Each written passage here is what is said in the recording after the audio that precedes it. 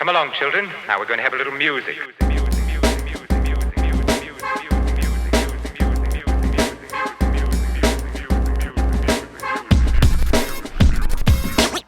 What is up, guys? Welcome to First Cut. This is our review of The Trial of the Chicago 7, the new Netflix movie directed by Aaron Sorkin and obviously written by Aaron Sorkin. I'm here with the crew, Mr. RB3 and Sabrina.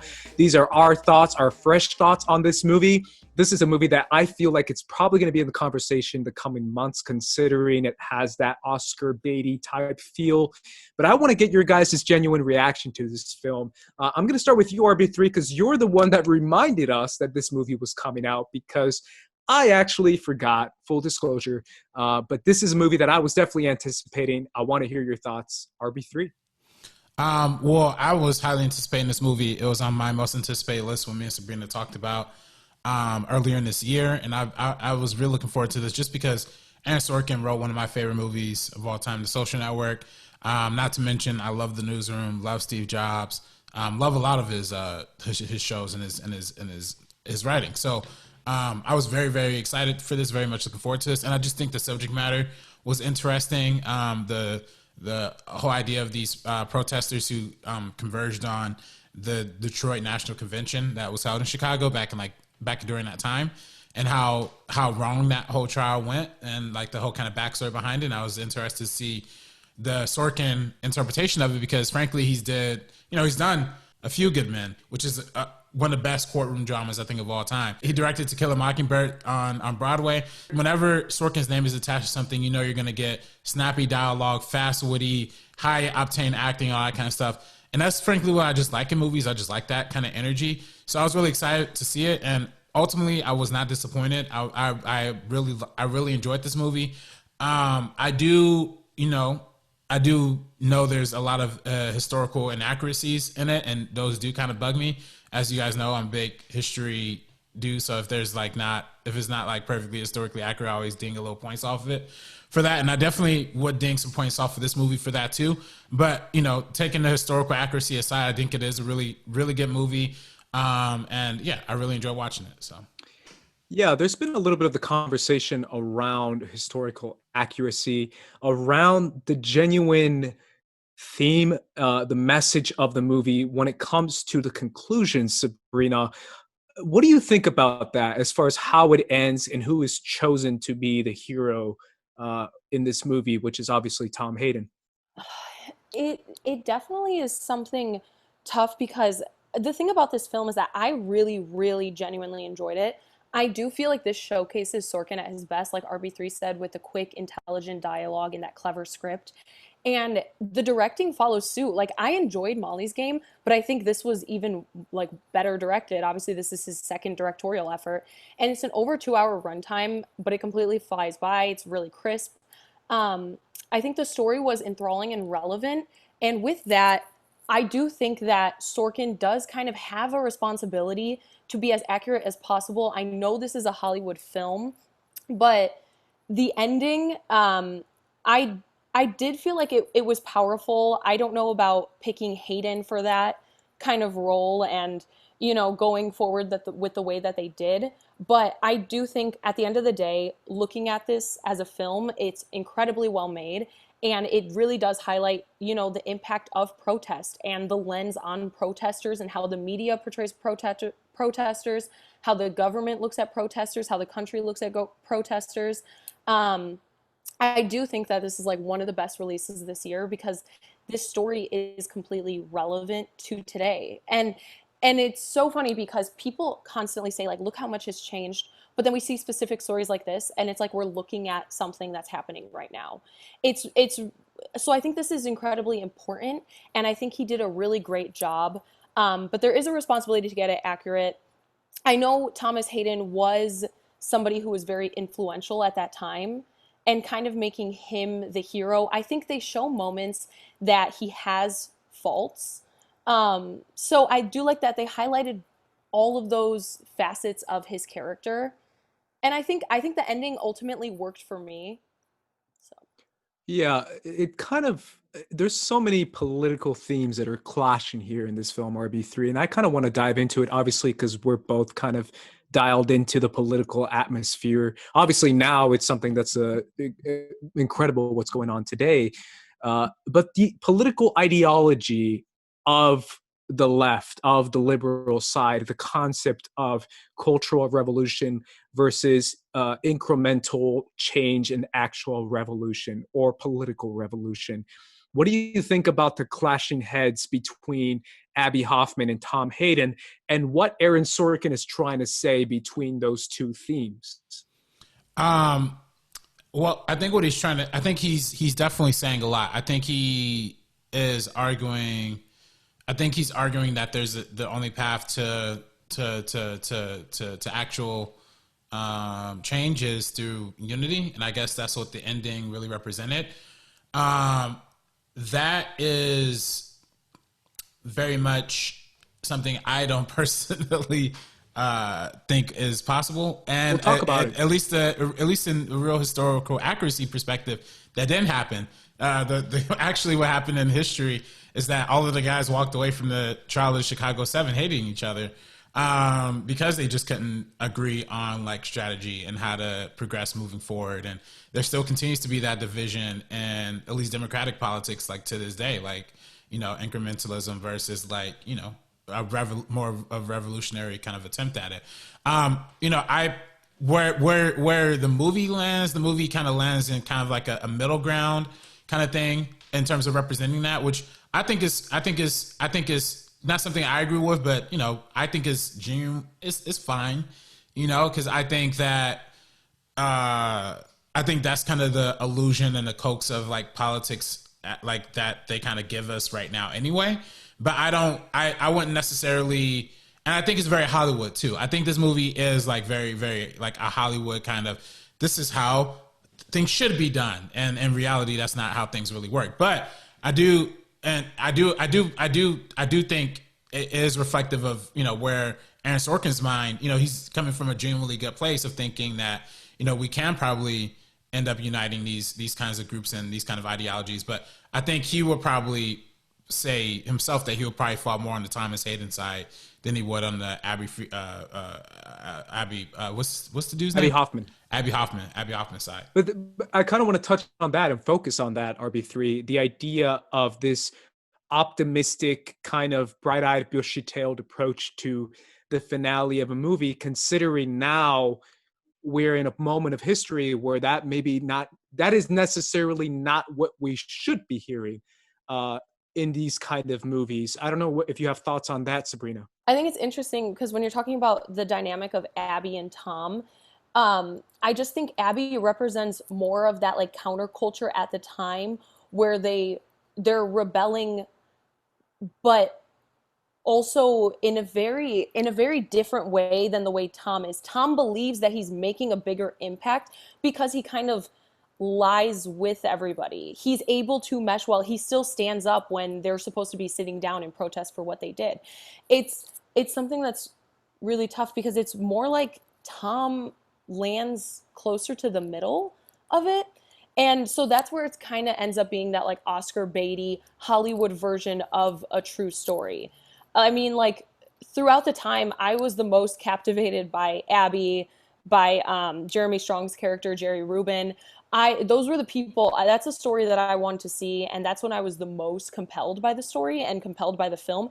And also just the dynamic of all of the guys as well, the other parts of the groups. And Joseph Gordon-Levitt's character, this was one of the only like slight issues that I really had was how they kind of, they don't have necessarily like this person's good, this person's bad with him as well. Joseph Gordon-Levitt and Eddie Redmayne are kind of fall in that like middle area where at some points it's like, oh, okay, he's bad because he's working against these people who shouldn't be imprisoned. But look, he stands up for Yahya Abdul-Mateen's character. It's just tough with how they portrayed all of that. But at the end of the day, I feel like the routes that Aaron Sorkin took I think it worked for me. I genuinely really enjoyed the film. And I do think this makes it more accessible for people to watch.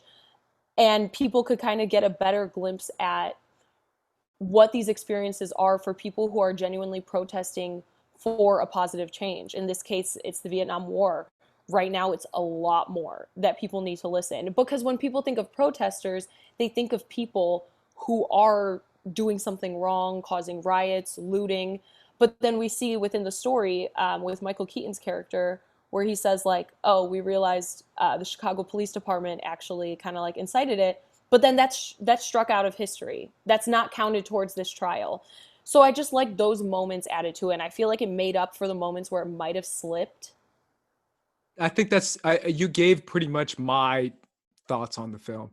I feel like it's kind of dangerous to do a both sides approach when it comes to the JGL character, and when it comes to the seven on the other side, considering it's this idea of like, he's just doing his job. He's genuinely a nice guy. He's got two little girls. The one he's bad a great apple, family man. The one bad apple kind of ideology that it's just one bad. It's not the whole system that's broken. It's the judge, right? Yeah, it's the mean judge. It's the Yeah. racist mean judge who's just doing, a terrible job, who's clearly incompetent, who's clearly biased, and who's clearly a psychopath. But the JGL character is a good guy at the end of the day. And it's like, no, F that guy. Like, this is the kind of stuff that we should not be opening doors and just being like, hey, let's give big old hugs to these kind of guys who, frankly, abuse the law to get away with certain stuff that even he know what he was doing was wrong, yet he still did it. I don't necessarily agree with that depiction. And I really don't necessarily like framing this whole anti-hero kind of JGL, and then the real villain is the judge, which obviously he is in the entire movie. He is incredibly evil, frankly, throughout the entire film. My second point that I want to toss to you guys is the Bobby Seale of it all. A lot of people have thoughts on his depiction when it comes to how much time he was on screen, when it comes to a little bit of him not being told as much inside the story. Obviously, he wasn't necessarily one of the Chicago Seven. He was later on declared a mistrial, but he still was a significant portion of this, and he probably went through the most out of any one of these guys, even though this wasn't even his trial. How do you feel about the depiction of Bobby Seale and how Aaron Sorkin framed him throughout this movie, RB3? Well, I appreciated Yahya Abdul-Mateen II's performance in this movie because he's just a world-class actor. He's never gonna downplay anything. Emmy winner, Emmy winner. Black Manta, my boy, Black Manta. Black Manta, soon to be future Oscar winner too, hopefully. But he's really, really amazing, and I think he did a great job playing Bobby Seale. I think they did sideline him. In real life, he was sidelined in the actual trial. They gave him, I think the movie, accurately, I don't know if accurate is the right word because I'm not the most, I don't know, I've never read the court transcripts, but like, I think they did, I think the sidelining him in the movie is kind of a reflection of how they sidelined his story throughout the whole process. I do think this is a case of, them choosing to focus their energy on, sometimes I think I'm sure in Sorkin's mind, he probably thought it was an interesting storyline. To me, it was absolutely terrible. Is the whole thing with, Jeremy Strong's character and like the whole FBI agent side hookup piece thingy subplot that's in it. That's like the super dated, like 1950s, 60s, like movie plot where, a female FBI agent infiltrates the group and by seducing, this dude. And they kind of even make a self-referential joke about it in the movie, but it was, it's trashy and it's dated and it's a very Sorkin-y thing to do, right?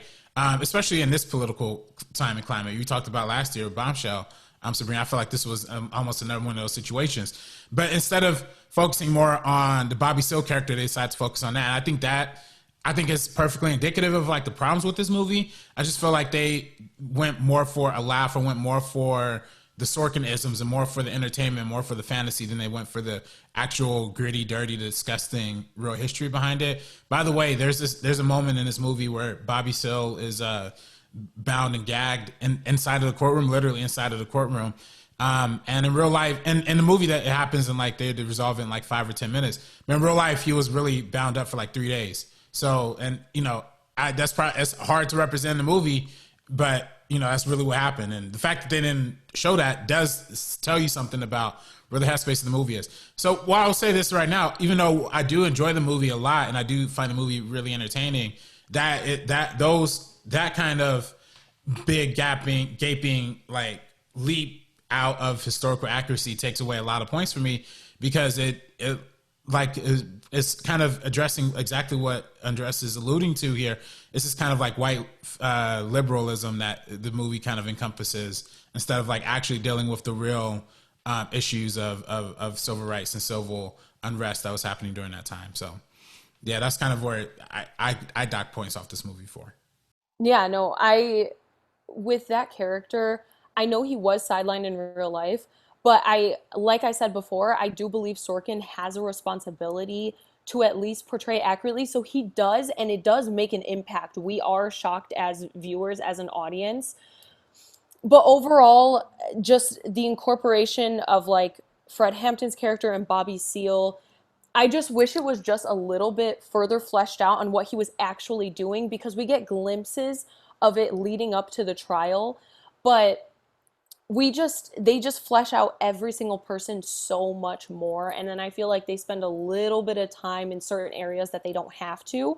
So I would have liked to see more, but I do believe that what we got, because of Yahya Abdul-Mateen the second's performance, what we got is standout and incredible. And Kelvin Harrison Jr. is another actor. He was the one who played Fred Hampton. He's another actor that I've been talking about for a long time. He was in Loose, and he was so great in that. But he did a really great job. But yeah, just seeing that judge, how this is the one thing I can't get past. Like I said, seeing the judge be so evil, but then having Joseph Gordon-Levitt be like, "Hey, I can't continue until you stop this," and then he kind of ends it there. That was my biggest issue with that story. If it would have been handled in a little bit of a better way, that ending to Bobby Seale's story, I I just think I would have enjoyed it a lot more for what it was. But because Joseph Gordon-Levitt walked up and was like, I will not continue unless, you know, this stops, and he's kind of the one that really pushes that over the edge, and then the judge listens to him. I get that the judge is evil, but yeah, showing Joseph Gordon-Levitt's kids, that entire scene was like pretty unnecessary. It just, there was a lot with Joseph Gordon-Levitt's character, even casting him, because he looks so I feel like this was the one that was out of place. He's always just like this sweet, wholesome person, and I didn't get any sense of him like understanding what he's doing. We know what he's doing. We know that he knows what he's doing, but you don't really see it. He just still looks like he's just doing his job the way that he's told, but he took on something incredibly awful, and so he is making a bad decision, and he's kind of a bad man. I get that he has children. People can be bad and have families as well, but that doesn't make me feel any less the way that I do about it.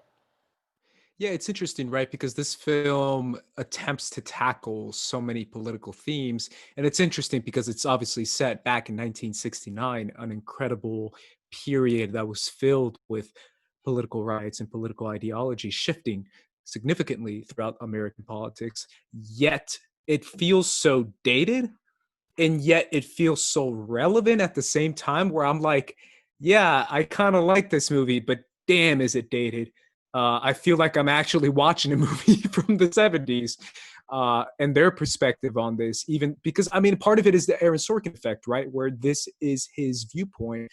If you've seen Newsroom, if you've seen anything he's done, he kind of has this viewpoint. This is something that is not new necessarily from him. He also happens to be like 62 years old. Like, homie isn't young.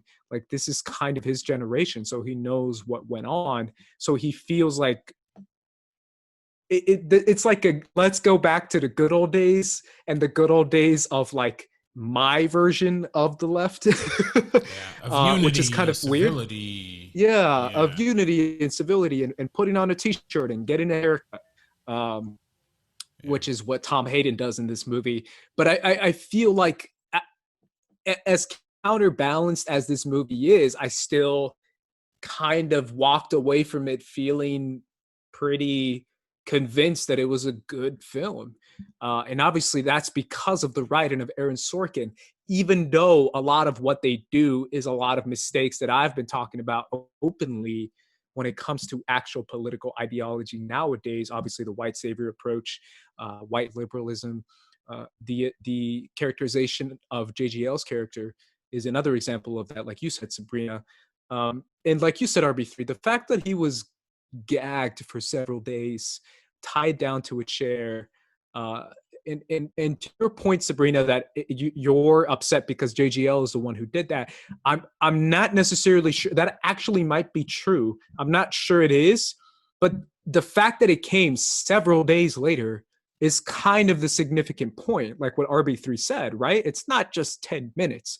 It's a good 3 days, 4 days that he was tied to a chair. I think the quote, the transcripts in the actual courtroom said that this is a medieval torture chamber and that I feel like I can't do my job. I think that's what he said. And I think it was that lawyer, Sabrina, to your point. And I know it's still, your point is still valid because it's several days. Like, really? Like, you can't see this now? If you see that in real life, like, you should speak up right away, not a couple days afterwards. But in the movie, it's characterized as like 5 minutes. Yeah, it's like they bring him out, everybody's shocked, and he doesn't continue on. And it just doesn't feel in place for who this guy is, like Richard Schultz is, because if he's taking this on, like, he's not really having any empathy or compassion. So for him to have a bunch in this moment, it just didn't feel right. Yeah, I mean, I feel you. I mean, I definitely think they got his empathy in the beginning when he was like, "Oh, I don't think it's a good idea to like charge him."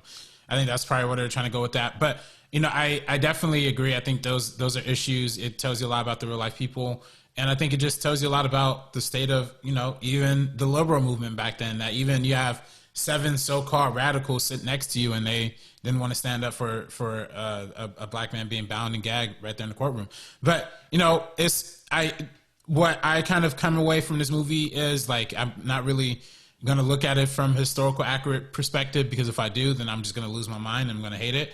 But you know, like Sorkin, like Steve Jobs and like The Social Network, he uses history more as like an inspiration and just kind of writes his own thing, his own kind of narrative around it, which is cool, which is interesting. I'll support that. But, you know, I don't want people to get mistaken too and thinking that a lot of this, you know, a lot of it was real history and a lot of it was taken directly from transcripts, but a lot of it wasn't too. And I think it's important to point out what wasn't. But at the end of the day, I think also do want to say this. I love Ben Goddard. He totally ruined this movie for me this morning on SCN completely, because he showed me a number of videos of like the Sorkinisms like repeated, and what it was like a bunch of lines from this movie appeared in other Sorkin stuff. The point is that sexual revolution tends to get in the way of actual revolution. I don't have time for cultural revolution. It distracts from actual revolution. Really, I'm bewitched. I'm ensorcelled. You don't send a woman to ensorcel me. Thank you. Shut up. Thank you. Shut up. I represent the government of the United States without passion or prejudice. But I represent the people without passion or prejudice. You think I have contempt for my government? Do you have contempt for your government? Harry, if I do, it ain't nothing compared to the contempt my government has for me. I'll tell you, Mr. Schultz, it's nothing compared to the contempt my government has for me. I got eaten by Abby Hoffman and Jerry Rubin and the Yippies. Hoffman and Rubin were a lot more charismatic. My problem is that for the next 50 years, when people think of progressive politics, they're going to think of you. That's how the progressive movement would be painted for the next 40 years. Passing out daisies to soldiers and trying to levitate the Pentagon. People passing out daisies to soldiers and trying to levitate the Pentagon. Do you know why the French only eat 1 egg for breakfast? You know why they only eat 1 egg for breakfast in France? Why? Because in France, 1 egg is enough. Because in France, 1 egg is enough. I was like, oh my God. This is like the dagger in the knife for this movie for me, like, or dagger in the heart for this, because it was literally like using the exact lines from like Newsroom or like another show or another movie that he wrote on, like West Wing or something, and was in this. So that was That was sad. That was kind of sucky, but otherwise, I did really enjoy it.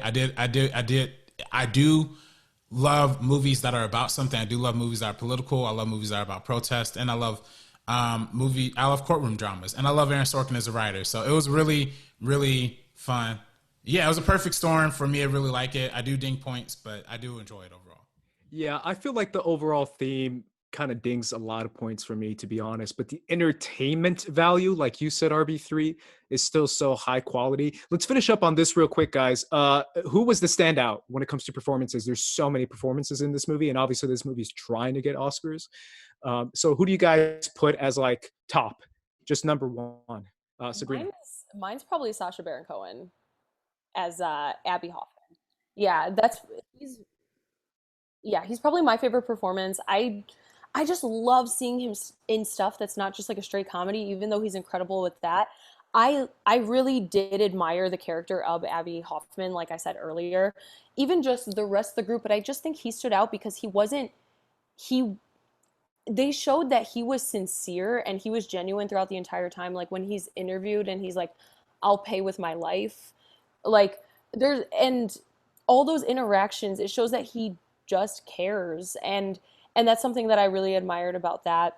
And I really did love that kind of conflict he had with Tom Hayden, because they are very different, because he's very sincere and he genuinely stands strong for something. And that's what it seems like in the film. Like he has a strong stance and he will continue that, and he's not going to budge a little bit for anybody else. And so that's why I enjoyed Sacha Baron Cohen as Abby. Yeah.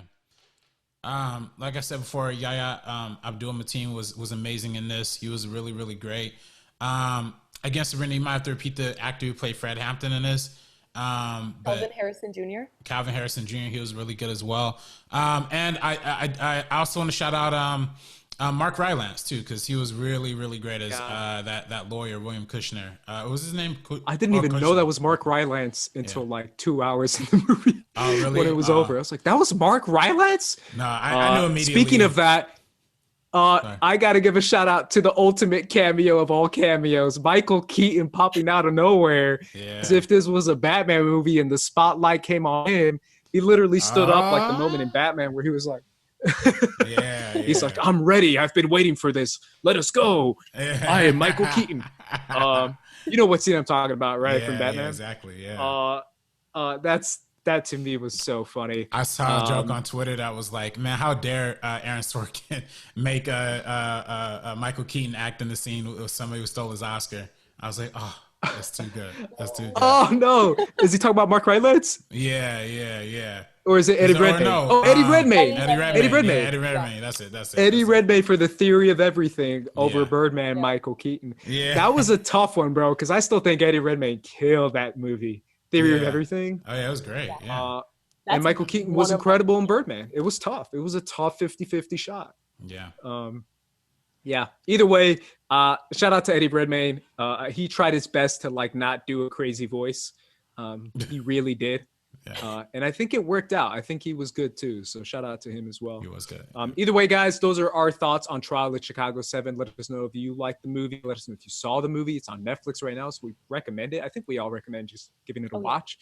Let us know your own thoughts. It's definitely relevant. I can't lie. The scene where the cops are taking off their name tags is so relevant, considering that it's literally happening today when a lot of cops are seen without any identification, any kind of name tags on them. It's scary, it's dangerous, and it's another reflectiveness of like, hey, we're doing this all over again. Welcome back to the 60s, which is kind of scary if you really think about it. So either way, guys, those are our thoughts. Make sure you subscribe to First Cut TMO. If you haven't done so already, subscribe to the YouTube channel right here at First Cut. You can follow me at Squad Leader Race. You can follow me at Director RB3. And you can follow me at Sabrina X Monica. For the First Cut crew, we are peacing out. Peace. This ain't funny, so don't you dare laugh. With the 4/5 divide you in half. You getting at me equals a bloodbath.